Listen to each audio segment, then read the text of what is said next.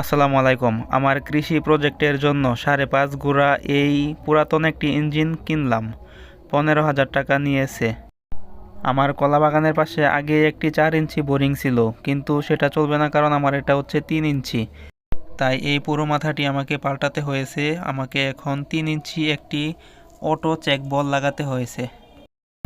যারা এসব ইঞ্জিন চালান তারা জানেন এগুলো কাজ করা অনেক কষ্টের, অনেক কঠিন। সেট আপ করতে অনেক সময় চলে গেছে আমাদের।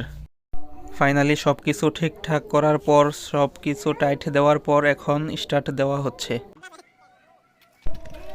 আলহামদুলিল্লাহ, এখন আমাদের পাম্পটি পানি ওঠা শুরু করতেছে, দেখতে পাচ্ছেন। আমার কাছে কেন জানি মনে হচ্ছে পানি 3 ইঞ্চির তুলনায় খুবই কম উঠতেছে। পুরাতন ইঞ্জিন হওয়ার কারণে হয়তো বা পানি কম আসতেছে, কারণ 3 ইঞ্চি ডেলিভারিতে এত কম পানি। দেখা যাক কি হয়।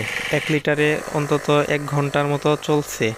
আমার এখানে প্রায় 37 শতকের জমি পুরোটা ভালোভাবে ভিজিয়ে দিলাম 3 লিটার দিয়ে, কারণ বর্ষার পর আজ পর্যন্ত পানি দিইনি।